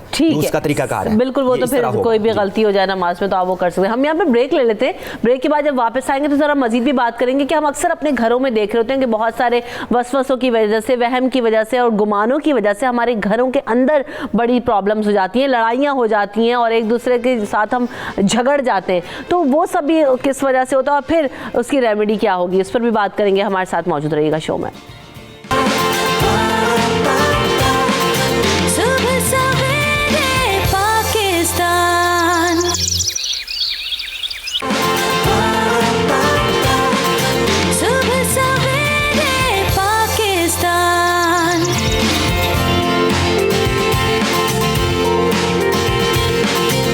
Welcome back. तो बात हो रही है वसवसों के ऊपर। हमने जैसे कहा था ना कि घरों में क्या होता है, बहुत सारी दफ़ा अक्सर ये भी होता है कि हमारे घरों में इतनी लड़ाइयाँ हो जाती हैं, शौहर को बीवी के मुतालिक जो है ना कुछ थॉट्स आती हैं या ख्यालात आते हैं, वहम हो जाता है, वसवसा कोई। अच्छा, एक तो बड़ा मसला ये भी होता है, बात करते करते ध्यान में आ गया, दूसरे लोग जो आके दिमाग में बात डाल जाते हैं, उससे भी वसवसे पैदा हो जाते हैं। बिल्कुल बिल्कुल। फिर घरों में क्या होता है, लड़ाई झगड़े होते हैं फिर उसी वजह से। एग्जैक्टली। और फिर एक्सट्रीम में जाके देखें, एक वो शादी है, एक जो बंधन है वो टूट जाता है, विच इज़ वेरी अनफॉर्चुनेट। और जब हम बात कर रहे थे वक्फे में तो रेमेडी की बात हो रही थी, तो मेरे ख्याल में एक तो ये कि अपने जो एनर्जीज़ हैं, मेंटल एनर्जीज़ का फोकस जो हमेशा पॉजिटिव रखें, मुस्बत सोच रखें। उसके बाद वो लोग, ऐसी कंपनी जो आपको उन वसवसों में डालती है, उससे परहेज करें। और थर्डली ये होना चाहिए कि आप ये समझें कि एब्सोल्यूट जो पावर है वो अल्लाह ताला की है। बेशक। तो आप मतलब अपने हिस्से की कोशिश करने के बाद जो बेहतरीन नताइज हैं वो अल्लाह ताला पे छोड़ दें, फिर वो उसकी मतलब सवाबदीद है बिल्कुल बारी ताला की कि वो उसको रिवॉर्ड करता है या आपको मजीद किसी चीज़ में आजमाता है। बिल्कुल ऐसे ही। उसको कभी भी वसवसे से मुंतज नहीं करना चाहिए। वजिया एक बात ये भी होती है कि ये जो हम बात अभी मैंने सारा से भी कही ना कि बहुत सारे लोग बहुत सारी बातें कह देते हैं आपके दिल में आके, सिर्फ खाली शैतान नहीं है हमारे यहाँ, तो माशाल्लाह आधा काम तो इंसान भी खुद ही आपस में, हमारे रिश्तेदार और हम खुद दूसरों के लिए कर देते हैं। तो जो लोग बात कह जाते हैं, दिल में डाल जाते हैं गलत बात, वो भी वसवसे की शक्ल इख्तियार कर जाती है, क्या दिमाग में हमारे बस जाती है, बैठ जाती है, जिस पर हम रिएक्ट करना शुरू कर देते हैं अक्सर। बिल्कुल ऐसा ही है। ये बिलीफ सिस्टम हम कहाँ से अडॉप्ट करते हैं, एनवायरनमेंट से ही अडॉप्ट करते हैं, बाहर के लोग ही हमारे बनाते हैं। क्योंकि स्टार्टिंग अगर हम देखें तो हमें तो दुनिया का पता ही नहीं ना होता कि क्या रिश्ता क्या डिमांड कर रहा है, ये तो हम बचपन से हमें सिखाया जाता है। तो उससे हमारा जो बिलीफ सिस्टम बनता है वो हम एनवायरनमेंट से ही लेते हैं। और सबसे बड़ा रोल तो पेरेंट्स का होता है। ये जो हम बात कर रहे हैं, पेरेंट्स जो फियर्स डालते हैं, बिलीफ सिस्टम डालते हैं बच्चों के अंदर, वही हम बड़ों में देख रहे होते हैं। अडल्ट के ऊपर जब भी काम किया जाता है, वो सारे बिलीफ सिस्टम बचपन में हमें ब्रेक करने पड़ते हैं थ्रू डिफरेंट टेक्निक्स। तो वो चीज़ तो बचपन से ही आप उसमें इंड्यूस कर देते हैं। तो वो जो मेंटल एनर्जी की हम बात कर रहे हैं, ये सब चीज़ें आप बाहर से ही लेते हैं। तो बेस्ट चीज़ है कि आपका एनवायरनमेंट बहुत अच्छा हो। अगर आपको चाइल्डहुड में वो एनवायरनमेंट नहीं मिला, बहुत सारे बच्चे ऐसे हैं जब वो बड़े होते हैं उनका पूरा बचपन एक ऐसे डिस्टर्ब माहौल में रहा होता है, जब वो बड़े होते हैं तो वो उस चीज़ की कमी महसूस करते हैं अपनी ज़िंदगी में कि काश हमें ये ब्रॉट अप मिला होता। तो इस चीज़ में आप रिग्रेट करने की बजाय बजाय आप प्रेजेंट से ही अपनी सिचुएशन को चेंज करें।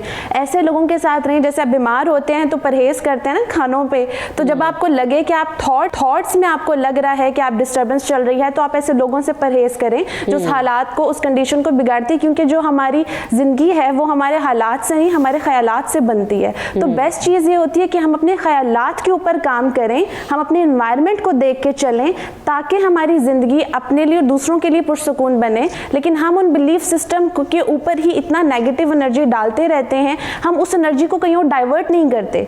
हम जब बीमार होते हैं तो हम अपनी कंडीशन को डाइवर्ट करते हैं, अपना ख्याल रखते हैं, लेकिन मेंटल एनर्जी को हम डाइवर्ट नहीं करते, हम उसी नेगेटिव के अंदर सर्कुलेट करते रहते हैं अपनी पूरी बॉडी को। तो बेस्ट चीज़ ये होती है कि आप अपने आप को सर्कुलेट डिफरेंट एनवायरनमेंट के अंदर करना शुरू करें और उस एनर्जी को डाइवर्ट करें प्रोडक्टिव वे में। जैसे बड़ी अच्छी बात की जा रही थी कि आप अपने ख्यालात को, अपने फेथ को स्ट्रॉन्ग करें। हमारा फेथ बहुत वीक होता है, हमारी नमाजें पहले ख़त्म होती हैं, हम खुदा से पहले सवालात करते हैं। तो बेस्ट चीज़ ये कि जब आपका फेथ वीक हो जाएगा तो नेगेटिविटी तो ऑलरेडी मौजूद है, तो वो एक सिरा है जिसको पकड़ के आप निकल सकते हैं बाहर, उसको भी आप वीक कर देंगे। तो यही वजह है कि एंजाइटी, डिप्रेशन, सुसाइडल रेट बढ़ चुका है इतना हमारी सोसाइटी में, क्योंकि हम उस पर पॉजिटिवली काम नहीं कर रहे, हम बाहर से मदद ढूंढ रहे हैं। हम अपने अंदर चेंज लाने के लिए जब तक विल पावर नहीं रखेंगे, बाहर की कोई भी पॉजिटिव हमारी कंडीशन हमें बदल नहीं सकती हमारी स्टेट को।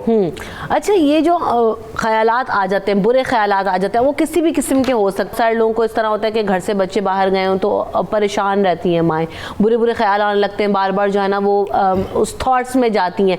फिर क्या कहते हैं, बहुत सारे लोगों के साथ ऐसा होता है कि कोई नया घर लिया है, ठीक है, और उससे सेटिस्फेक्शन नहीं हो रही, उन्हें लगता है कि जनाब नहीं, ये घर ठीक नहीं है, या जो है ना ये हमें सूट नहीं कर रहा है। तो वो बुरे ख्यालात जो हैं वो किस हद तक इन्फ्लुएंस होते हैं, या उनमें वाकई आपको फील आ जाती है कि नहीं यार ये आज तो कुछ होगा ही होगा, या ये जो है ना चीज़ ऐसे ख़राब है ही है, या वो सिर्फ आपकी थॉट्स होती हैं? जी, पहले तो जो पहले डिस्कशन हो रही थी, थोड़ा सा उसमें इजाफा करना चाहता हूँ। ज़रूर। सूरत नास जो कुरान करीम की आखिरी सूरत है, उसमें है अल्लाज़ी युवस्विसु फी सदूरिन नास मिनल जिन्नति वन नास। बेशक। जो दिलों में वसवसे पैदा करते हैं वो जिन्नों में से भी हैं, जिनको हम शैतान कहते हैं, और इंसानों में से भी हैं। इंसानों में से भी। अब ये चीज़ याद रखने के काबिल है कि जब शैतान इंसान पर हमलावर होता है या वसवसा पैदा करता है तो उसका एक ख़ास तरीक़ाकार होता है।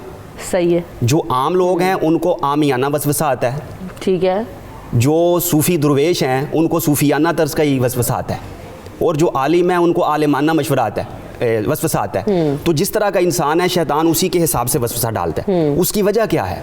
उसकी वजह ये बयान की गई हदीस शरीफ में कि नबी करीम सल्लल्लाहु अलैहि वसल्लम ने फरमाया कि जब इंसान के यहाँ किसी बच्चे की विलादत होती है, शैतान के यहाँ भी बच्चे की विलादत होती है, और वो जो बच्चा है वो जो नया पैदा होने वाला इंसान का बच्चा उसके साथ लगा दिया जाता है, तो वो सबसे ज़्यादा तो इंसान को वो शैतान समझता है, हर पल उसके साथ रहता है। आप देखेंगे बच्चे की शरारतें भी उसकी उम्र के साथ साथ तब्दील होती जाती हैं, और उसके काम भी तब्दील होते जाते हैं, क्योंकि उसको इंस्ट्रक्शंस जो आ रही हैं वो अपने साथ वाले से आ रही हैं। उसको फ़ारसी में कहते हैं हमजाद, और अरबी ज़ुबान में कहते हैं वसवास।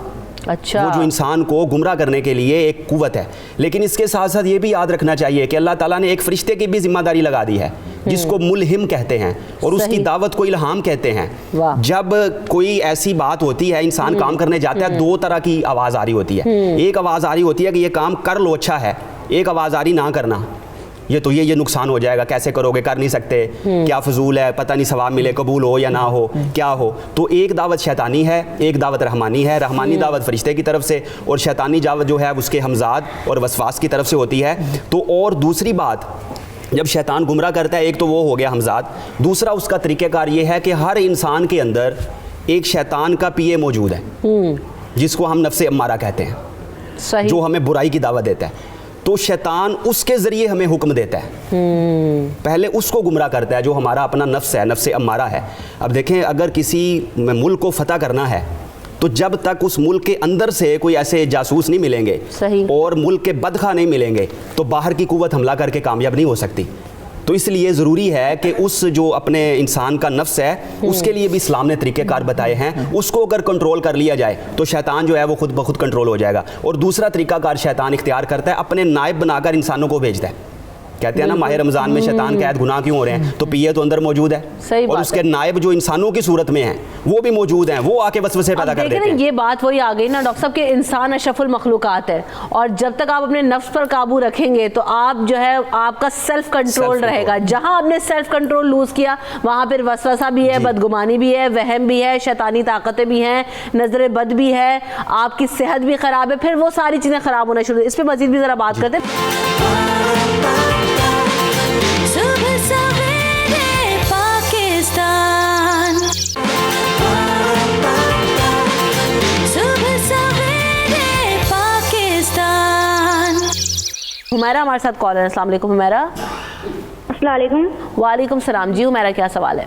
मेरा ये मसला है कि 1 साल मेरी बेटी हुई थी पिछले साल जनवरी में, उसकी 4 दिन की थी, तो उसकी डेथ हो गई थी।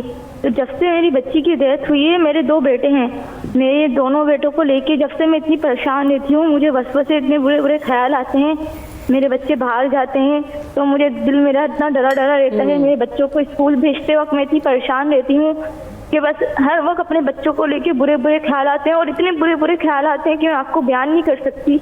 आपकी पहली जो बेटी की डेथ हुई थी वो किस वजह से हुई थी? जी वो हॉस्पिटल में थी, उसके पेट में गैस हो गई थी, तो गैस की वजह से उसकी डेथ हो गई थी।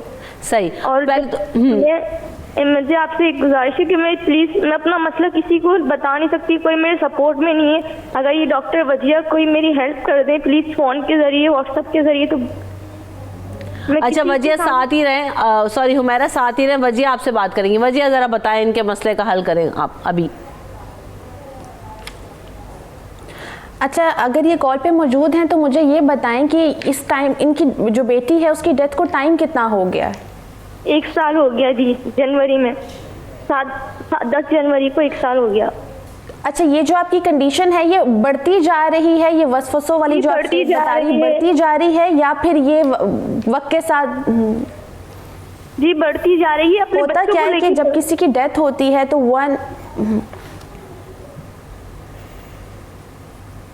जी वजिया बोले, आपको सुन रही हूँ हुमैरा। जब किसी की डेथ होती है तो उसमें 6 मंथ से लेके 1 ईयर तक का टाइम पीरियड होता है, जिसमें आप हीलिंग पीरियड कहते हैं। उसमें जो ब्रेन है डेफिनेटली एक डेथ का जब प्रोसेस से ब्रेन गुजरता है, वो फीलिंग से गुजरता है, तो वो उसको टाइम पीरियड रिक्वायर होता है उस प्रोसेस को हील करने में। तो 1 ईयर तक ये वसवसे, ये बहुत सारी कंडीशंस, फिजिकल स्टेट आती जाती रहती है। इस पर ट्रीटमेंट भी कम किया जाता है क्योंकि एक नेचुरल प्रोसेस होता है, इसको हम चेंज नहीं करते या इसको हम ट्रांसफॉर्म नहीं करते बीच में। लेकिन 1 ईयर के बाद भी ये कंडीशन इंटेंस होती जा रही होती है, तो उसमें फिर पर्सनालिटी के ऊपर हम काम करते हैं कि वो पर्सनालिटी इतनी स्ट्रॉन्ग बनाई जाए कि वो इस तरह की डेफिनेटली ये डेथ एक है ही ऐसी चीज़ कि आपके अगर अपनी औलाद की है तो आपके पूरे वो मेंटल स्टेट को हिला देती है और आपकी पूरी लाइफ के सर्कल को डिस्टर्ब करती है। तो उस चीज़ के ऊपर प्रॉपरली जो है डिफरेंट टेक्निक्स अप्लाई की जाती हैं और ब्रेन के, आप बल्कि इनसे मेरा नंबर भी शेयर कर सकती हैं ताकि वो प्रॉपर इनका ट्रीटमेंट उस चीज़ पे किया जाए, क्योंकि इट्स बीन 1 ईयर। ठीक है डॉक्टर साहब क्या कर सकते हैं जी? कुछ पढ़ने का बता दें, कोई जैसा जाना आप बताया, और दूसरी जी बात इस तरह स्ट्रॉन्ग किया जा सकता है कि क़यामत वाले दिन जब नाबालिग जो बच्चे हैं, ज़ाहिर है वो तो जन्नती हैं जिनकी वफ़ात हो गई, तो अल्लाह ताला फरमाएगा कि इनको जन्नत में भेज दिया जाए। जब वो जन्नत में जाने लगेंगे, हुक्म हो जाएगा, वो ठहर जाएंगे, वो कहेंगे कि या अल्लाह हमने नहीं जाना अभी। अल्लाह पूछेगा क्यों? कहेंगे जब तक हमारे वालिदैन नहीं जाएंगे तब तक हम नहीं जाएंगे। तो एक तो इस चीज़ पर यकीन मजबूत कर लें कि ये अल्लाह ताला ने उनकी उखरवी ज़िंदगी के लिए एक इनाम और अजर अता फरमा दिया। एक तो इस पे करें, और दूसरा जो है सब्र की तलकीन की गई है। हदीस शरीफ में है, जो किसी की वफ़ात या सदमे पर ये पड़ता है, इन्ना लिल्लाहि व इन्ना इलैहि राजिऊन, अल्लाह ताला उसके लिए जन्नत का जो है वो रास्ता आसान फरमा देता है। और जिन्होंने एक और बात की थी कि अब बच्चे दूसरों के हवाले से, तो ये भी मैं समझता हूँ कि अपने ईमान को आप मज़ीद मजबूत करें। आप ये समझें कि हमारे बच्चे अल्लाह की हिफाजत में हैं। जब तक उसकी हिफाजत है, चाहे वो बाहर जाएँ, स्कूल जाएँ, खेल के मैदान में जाएँ, उन्हें कुछ नहीं होगा। और अगर अल्लाह ताला मुआफ़ फरमाए, अल्लाह की हिफाजत उठ गई तो घर में भी कुछ हो सकता है, आप कुछ नहीं कर सकते। तो अल्लाह पे भरोसा करें तो इंशाअल्लाह ताला जो है सारे मसले हल हो जाएंगे। बिल्कुल। और एक और बहुत बहुत बहुत बहुत कामिल यकीन है, ये आजमाई हुई बात है, पर्सनली एक्सपीरियंसड है। जब आप आयतुल कुर्सी का विर्द करते हैं, जब आप यकीन रखते हैं, वही जो डॉक्टर साहब वाली बात, आयतुल कुर्सी का विर्द करें, आयतुल कुर्सी दम करें, हिसार बांध दें, और जब आपको इस तरह के ख्यालात आए आप इस्तग़फ़ार पढ़ें, बकसरत पढ़ती रहे, लाहौल पढ़ती रहे, आप देखें कि कैसे आपके दिमाग से ना, क्योंकि आपका दिमाग जब उधर लग जाएगा अल्लाह ताला खुद ही आपके दिल से ये सारी चीज़ें निकाल देगा। आपको अल्लाह ताला सब्र दे और अल्लाह ताला जो है ना वो आपकी आसानी आपके लिए पैदा करे। हुमैरा, अच्छा ये जो बात हम एक और कर रहे थे कि बच्चों के दिल में जो हम बात डाल देते हैं, वो सारा ने बड़ी खूबसूरत बात की, फियर तो हम खुद ही पैदा कर रहे होते हैं। अब ये जो हमने डाल दिया बच्चों के दिमाग में, बड़े हो जाते हैं फिर वही उसी तरह से प्रैक्टिकली वही काम कर रहे होते हैं, फिर हम उनको ब्लेम करते हैं बच्चों को। जी, अब इसके मेरा ख्याल है इलाज की तरफ आना चाहिए, इस बात का जवाब भी हो जाएगा।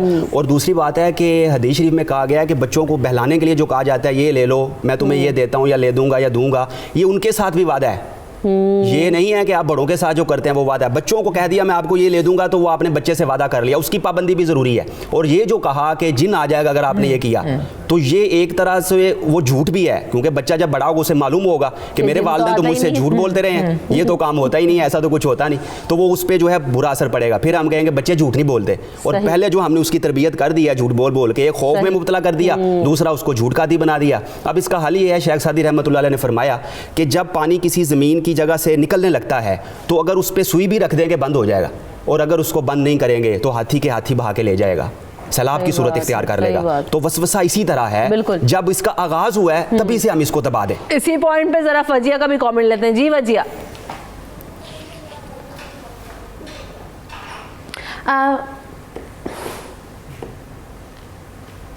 फोबिया के ऊपर जो मैं यहाँ पे थोड़ा सी बात करना चाहूँगी कि जब आप बच्चे के अंदर ये फियर और ये स्टेट बिल्डअप करते हैं तो वो बड़े होके एडल्टहुड में जाके वो फोबिया की जो शक्ल है वो इख्तियार कर लेती है। अक्सर एडल्ट्स जो हैं, अब आप अक्सर बच्चों को देखें जब हम बचपन में उनको डराते हैं छिपकली से या कॉकरोच से या जिन से, अब छिपकली तो एक रियलिटी है ना, वो एक ऐसा इंसेक्ट है कि आपको देख के वैसे ही उसमें उलझन होती है। तो जब वो बच्चा बड़ा होता है तो उसके अंदर डिफरेंट फोबियाज डेवलप होना शुरू हो जाते हैं।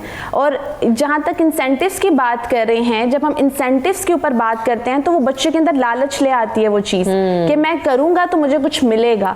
एक होता है ना अनकंडीशनल रिगार्ड होता है, अनकंडीशनल रिस्पॉन्स होता है, वो बच्चे का ख़त्म हो जाता है। तो दोनों जो एक अलग हैं, दोनों बिल्कुल अलग एक टॉपिक से, अलग कंडीशंस, लेकिन अगर उनको हम देखा जाए तो ये बच्चे के ऊपर नेगेटिव इम्पैक्ट डाल रही होती हैं। हम अक्सर टेक्निक्स अप्लाई करते हैं बच्चे पे, लेकिन हम ये नहीं देखते कि वो टेक्निक्स बच्चे के लिए प्रोडक्टिव हो रही हैं या डिस्ट्रक्टिव हो रही हैं, क्योंकि हम अगर प्रोफेशनल गाइडेंस के बगैर वो टेक्निक्स अप्लाई कर रहे होते हैं तो वो उसकी पर्सनालिटी को डिस्ट्रॉय कर देती हैं। बिल्कुल दुरुस्त बात करें, चीजें अप्लाई करना शुरू कर देते हैं। आपको क्या लगता है कि वसवसे से कैसे जाना वो निपटा जा सकता है? वही अभी मेरे ख्याल में बार बार आपने भी बात की, डॉक्टर साहब ने भी, कि ईमान कामिल हो, मजबूत हो। और जब हमें इस बात का पता है, एक तो ये जो कॉलर थी उनसे कहा कि मौत और ज़िंदगी अल्लाह ताला के हाथ में, वो ये उसी का हिसाब है। अगर बेटी को ले लिया तो उसमें उसकी मर्जी थी, वो जिसको चाहे बेटियां दे, जिसको चाहे बेटे दे, जिसको जो दोनों दे, और वापसी का इख्तियार भी उसका है। ठीक है, तो एक तो ये कि ईमान कामिल होना चाहिए। सही। जो कुछ है एब्सोल्यूट पावर अल्लाह ताला है। बेशक अल्लाह ताला के पास पावर है और वही जो है ना वो हमें इन सारी चीज़ों से भी वही निकाल देगा, वो ज़ाते बारी ताला है। इस बात पे यकीन रखें तो आप देखें कि आपकी ज़िंदगी कैसे बेहतर होगी। हम यहाँ पर प्रोग्राम का वक्त बिल्कुल ख़त्म हो गया, हमें दीजिए इजाज़त, अपनी दुआ में याद रखिएगा। अल्लाह ने के बाद।